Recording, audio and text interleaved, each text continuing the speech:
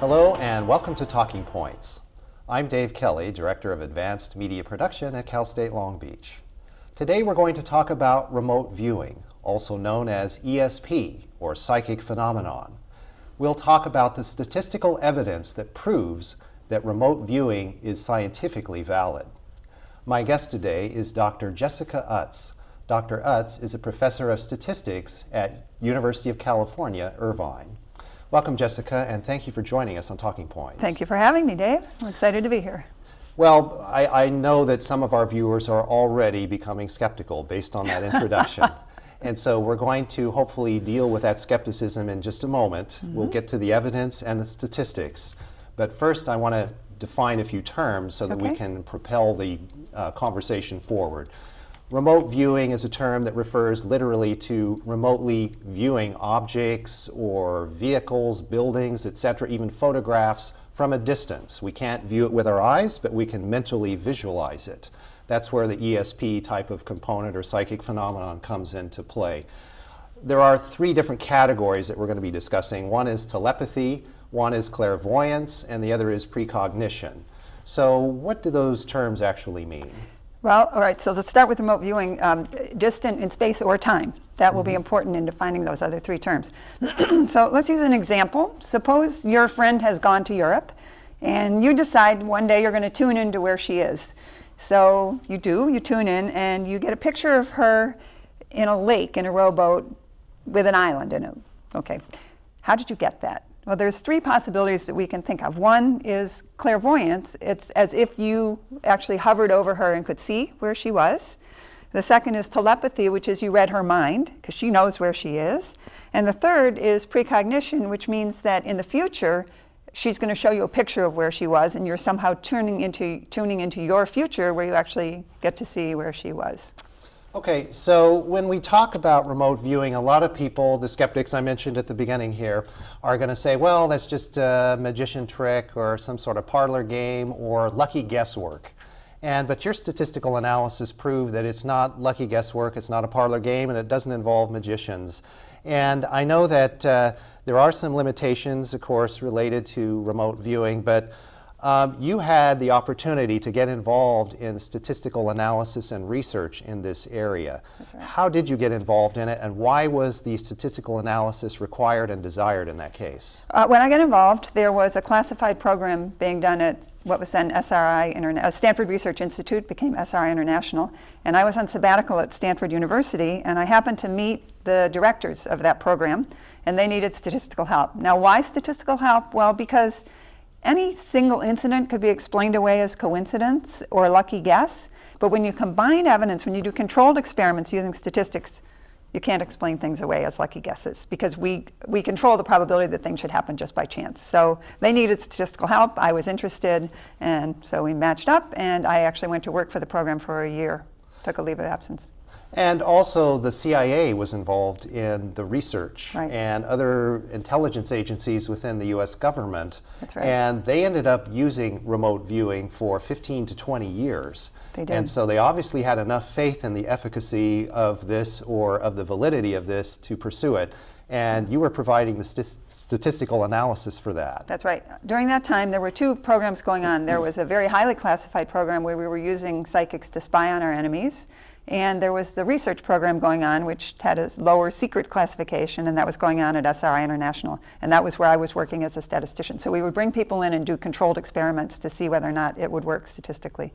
And I know that the military was successful, or the CIA was successful in finding a downed Soviet aircraft in some remote portion of Africa. And our folks wanted to get to that aircraft before the Soviets did, and so we used remote viewing to locate where exactly that aircraft was, and we did find it. And this was validated by President Jimmy Carter later on? That's right. President Carter has spoken out on that incident and confirmed that it was true. And there are lots of other examples that have now been declassified of that sort. So yeah, pretty amazing stuff and hard to explain away just by coincidence. And there were other examples. There were drawings of gantry cranes where the Russians were involved in developing strategic weapons or some sort of nuclear technology. That's right. And so we used that for 15 to 20 years. That's right. And if it was working, why did the government decide to cancel the program in the mid-90s? In the mid-90s, they decided to have a review done. The Cold War had ended, and they were not as interested in those kinds of issues anymore. I think they canceled it. Well, first of all, who knows if they really did cancel it? But allegedly, I think they canceled it because they had so much more sophisticated ways of spying on people nowadays. I mean, obviously, if psychic abilities were fantastic and always accurate, we would all know there would be no debate about their reality. So they had more sophisticated spying techniques, and I think they just didn't find it as useful anymore.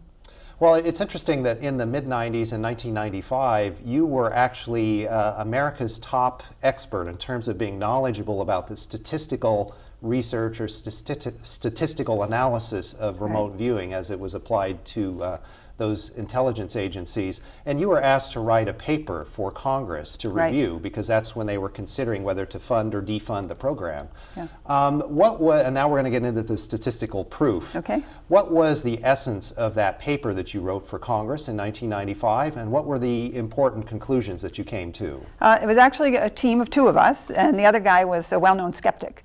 So the two of us were asked to look at the scientific evidence, the statistical evidence, and what I did is I looked at the evidence not just from the government laboratories, but other laboratories around the world that were studying the same kind of thing. And what I found was amazing consistency across all of the different laboratories that were studying this. And that doesn't happen if it's just a fluke. And so what I found was overwhelming statistical evidence, the 10 to a billion or whatever, against chance for the data just by combining the data across the laboratories. The skeptic who was working with me agreed that there was overwhelming statistical evidence. He just didn't agree on what was causing it, but he had no alternative explanation. And when we talk about the statistic, you mentioned 1 to the 10th billion or something like that. Does that mean the chances of there being a lucky guess would be 1 out of 10 billion or something along those lines? What it means is if people were just guessing, the probability that we would see evidence as strong as we saw if they were just guessing was about 1 in 10 billion. All right, and so to put that into some context, you and I discussed earlier that the California lottery was set up in the 1980s. At that time, it's harder to win the lottery now than it was then, but when they initially developed the lottery, the chances were about 1 out of 14 million of getting that winning ticket. Now, if we just take that number and for easy math, say 1 out of 10 million, so 1 out of 10 million is 1,000 times less than 1 out of 10 billion. Right. So that shows you the odds of winning the lottery are a lot better than coming up with a lucky guess in remote viewing. And for one individual. I mean, obviously somebody's going to win the lottery, right? But probably for a single individual with a single ticket winning was about 1 in, like you said, 14 million. Right, 1 out of 14 million. That's right, so 1,000 times stronger, yeah. Right, exactly. So again, back to the validity of this. The validity is, through the statistics, is the fact that you can replicate the results in testing. And that's very important when we're talking about the scientific method is replicability. We'll never be able to say it, but that's what it is. Exactly. Repeatability, let's use that word. So the repeatability on this was in what category would you say? It was very, very consistent. So at the time, there were maybe 8 or 10 laboratories who had done similar kinds of experiments, and I found the same size effect across all of them. The bad news is it's not a large effect, but the consistency across laboratories, not to bore people with statistics, but the experiments were set up so that you would get things right by chance about 1 in 4 times, and instead consistently across laboratories, people got it right about 1 in 3 times. So small effect, but when you add it up over all those trials and all those laboratories, overwhelmingly against chance. So that means that you have a greater than the statistical odds chance of being correct with remote viewing. And so we can sort of correlate this with a batting average too, I believe. Yeah. And so we know that a professional baseball player, if he's a really competitive person at the plate, he's going to hit above 300, meaning roughly 1 out of every 3 times at bat he's going to get on base. Now that doesn't mean that you're going to hit the ball 1 out of every 3 times you come up. I mean, there are some days you might strike out 4 times in a row. and the next day maybe hit 2 home runs. Right. Not me, I'd strike out not every you, time. but Yeah, that's right. the ball player. That's right. And so that if we apply that statistic, over time, that's when we come up with the batting average. Is it similar with remote viewing? It is similar in a lot of ways. Nobody can predict when someone's going to hit the ball, right? That's one of the frustrations. Same thing with remote viewing. We can't predict when someone's going to be able to do it and when they're not, but we do know that they can do better than chance. And some people can do much better than chance, some of the superstars. Right. Now, one of the most interesting aspects of remote viewing is the fact that you can do this over a long distance. Right. In other words, it's just as easy to remote view something in China or Australia as it is in your neighbor's garage down the street. I mean, the garage door is closed, you don't know what's in there, Right. but the ability of remote viewing is such that I can do it in China or Australia just as easily as looking in his garage. That's right. And so that means that there's this distance component that is quite amazing, and also the precognition that you talked about, being able to predict events. We used to call that premonition, I believe. Right. And so you have premonitions, and you can predict events that aren't going to occur for 2-3 days, maybe a Right. week later. Yep. And so that would seem to suggest that there's some sort of hyperdimensional aspect to remote viewing, where time is not just a fourth dimension, but maybe there are additional dimensions. We call that, I guess, non-local correlation or non-locality, having that distance ability and that ability to see over time. What does that imply, non-locality? I think it implies that we need to get the physicists working on this. I think there really is something we don't understand about physics, and that somehow people are able to go through space and time in the way that we understand it to gain information. I think we have great clues that you can do it over long distances and do it across time. Those are great clues that something is wrong, or not, something is incomplete about our understanding of the universe if we think of it as just 3 dimensions plus time. And I know that there is a physicist at UC Berkeley by the name of Henry Stapp, and he has stated that quantum connections, and that's what we're talking about Right. here, could be the most profound discovery in all of science. And so I know that the physicists have looked at this in terms of photons, which are particles Right. of light. And the smallest particles of light can be generated from the same source and travel in opposite directions and still maintain coherence or connectivity. And that's the quantum aspect in physics. Right. So we need to pursue this a little bit more in terms of the psychic phenomenon aspect Right. as well. Right, so physicists understand that that happens in the quantum world. What they don't know is whether or not it happens beyond that in the world of larger things like us, right? But it's also probably true that most photons have interacted at some point through the history of the universe, and so who knows if there's some explanation there. It's very puzzling because we don't have an explanation, but those are all clues for where to look, I think. Okay, and on that note, we have to go to the break. Okay. And so when we come back from the break, we will be talking about additional examples of remote viewing and statistical analysis. What are the limitations and what can it be used for? Stay tuned.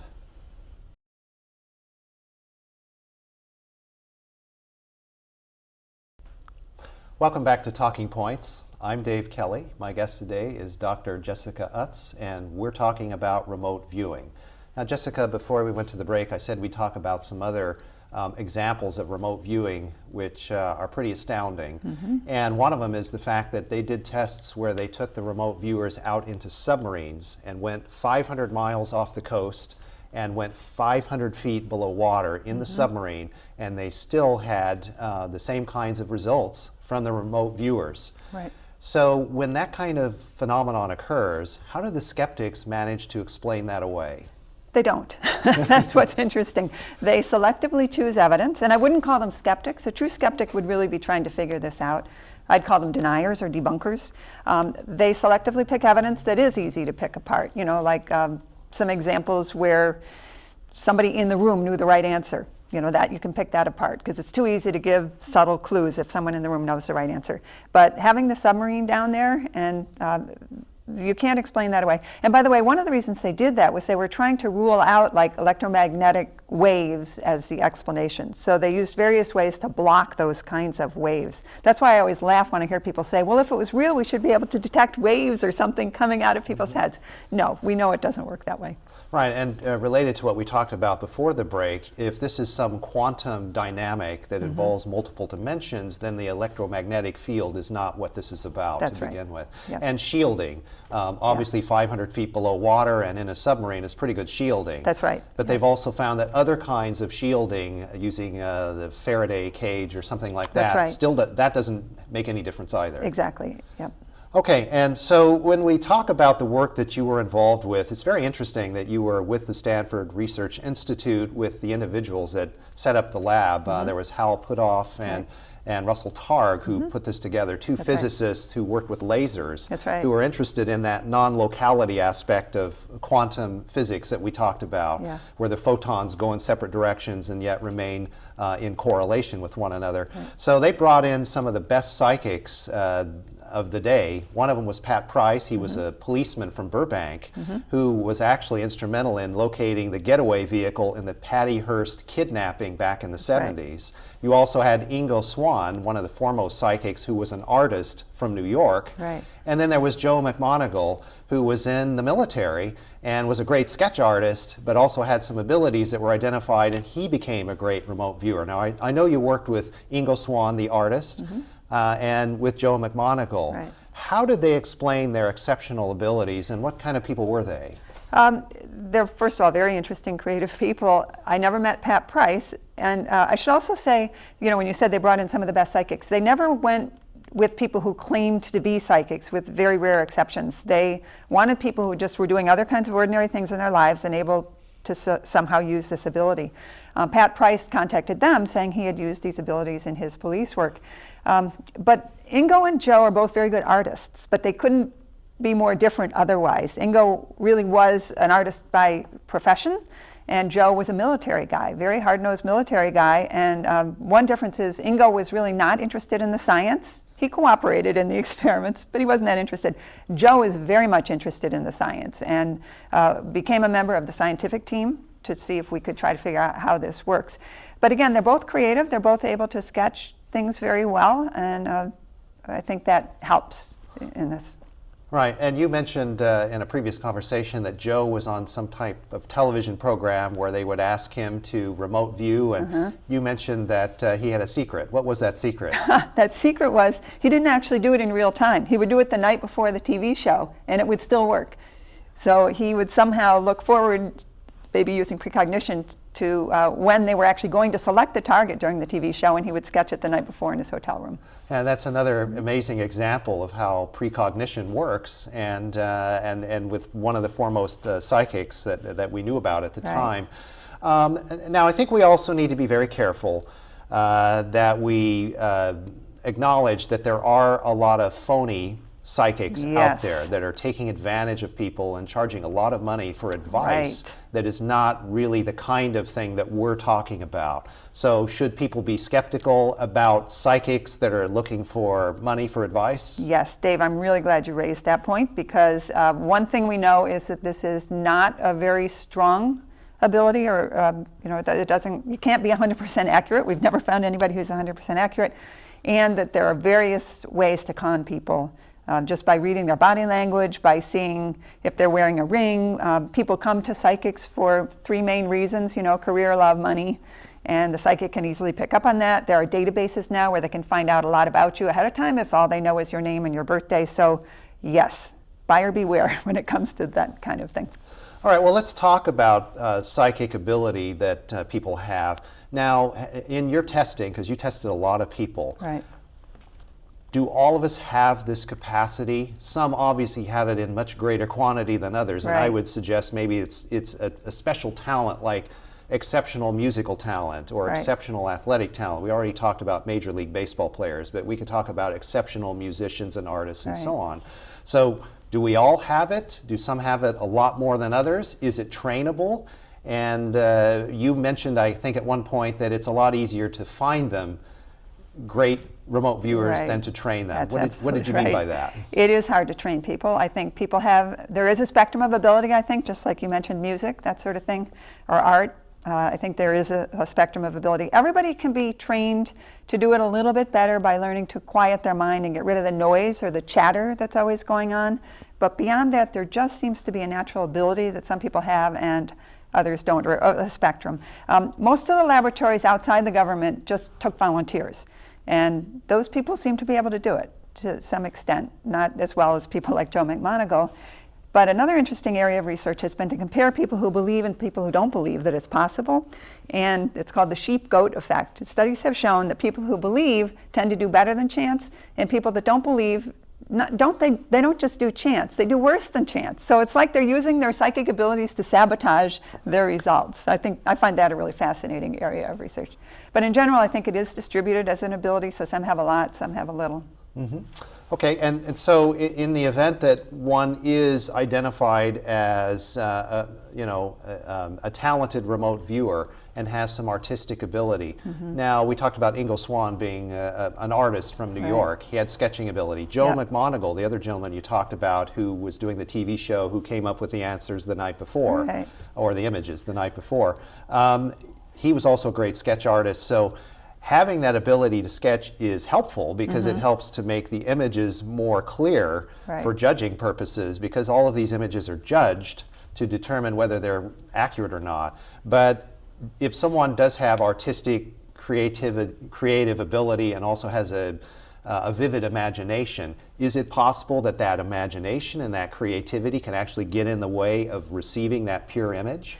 Yes, in fact, anytime you have mental noise, it gets in the way. So in the experiments we used to do, we had something called analytical overlay. If somebody's getting too analytical, then it's probably wrong. So let's say they're seeing a sharp metal spire and they say, oh, it's the Empire State Building. That's probably wrong. The sharp metal spire is probably right. So the sensations and the just sort of general things that you're getting like that are much better than trying to put it all together and come up with an analytical analysis of what you're seeing. Mm-hmm. So if I can draw, that's a step ahead, but I have to have the discipline to not let my mind get in the way of what I'm receiving. That's right, exactly. Okay, and they've done polls of people in 2001. Gallup did a poll of the general public, and they identified within that polling that more than half of the people polled said they had some experience with psychic phenomenon. Mm-hmm. Interestingly enough, college professors and college-educated people reported 2/3 had some type of experience. And so if this is so common, why has it not been more accepted in society as a true phenomenon? That's a very good question, and I would love to have the answer to that. I think it has been accepted by, like you said, I mean, a large proportion of people claim to have had experiences, and I think even higher proportion claim to believe that it's possible. And so I think what's gotten in the way are a very, very small group of debunkers who happen to have scientific status. And to me, they're doing a huge disservice to society by making it not acceptable for people to do academic research in this area, because I really think there's something there and we need to figure out what it is. Let's talk about in your own case, when you went to work at Stanford Research Institute and you were going into the research analysis aspect of this, were you skeptical? Did you have some skepticism yourself? And again, we talk about skepticism as being healthy. Mm-hmm. It's not such a bad thing to be skeptical about certain things. Right. So how did your thought process evolve over time? I did have skepticism, and I think what convinced me was just the evidence, the accumulating evidence as I worked in this field, and I got to see more and more of the evidence. I visited the laboratories even beyond where I was working to see what they were doing, and I could see that they had really tight controls. They had brought in magicians to see if they could cheat and closed all the loopholes. And so I got convinced by the good science that I saw being done. And in fact, I will say as a statistician, I've consulted in a lot of different areas of science. The methodology and the controls in these experiments are much tighter than any other area of science where I've worked. When we talk about examples of remote viewing, we've used the examples of the submarine, we've used examples of finding the downed aircraft in Africa. You've heard, I'm sure, a number of other stories.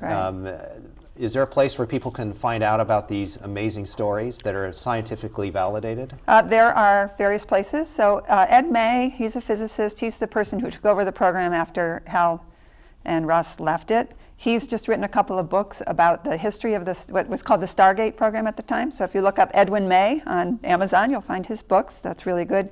If you just want more anecdotal evidence and really compelling stories, there's a book by a physician named Larry Dossey, D-O-S-S-E-Y, called The Power of Premonitions. And he's got some really compelling stories in there and some of the scientific evidence. So that's what I like about his book, is it combines the two.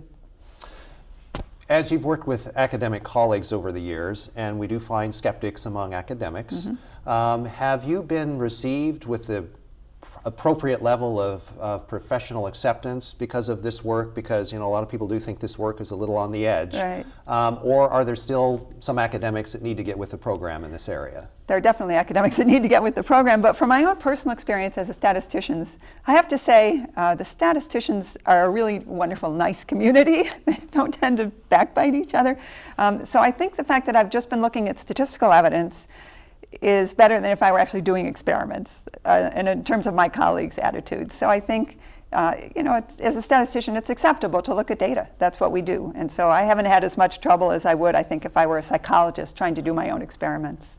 And I know that you've said that it's time to stop the experiments or the testing to determine whether it's valid or not. We've been there, we've done that. Yep. We need to go forward with this research. And you talked about that a little bit earlier in this program, but where do you think this research should go and how should it be attacked? I think you're right. The proof is there, and now we have to figure out what's going on. And so we talk about proof-oriented versus process-oriented research. We really need to focus on the process-oriented research. I think what we need is a multidisciplinary team. We need strong funding from some source, and I really think the government should fund it. They're spending billions on medical research. If they were just to spend a couple million on this, I think we could make some progress. But we really need physicists, psychologists, maybe, you know, cognitive experts, statisticians, to come together and try to see if we can figure out, you know, put out some theories and then try testing them and see if we can figure out what's going on. Whatever it is, I think it's going to revolutionize the world in various ways, because there's something there that we don't understand. And it could really change all kinds of things in the world. And why shouldn't we pursue an area of human potential that's out there for us to look into? Right. Well, I want to thank you for being here today. This has been a fascinating interview. Thank you. It's been fun. And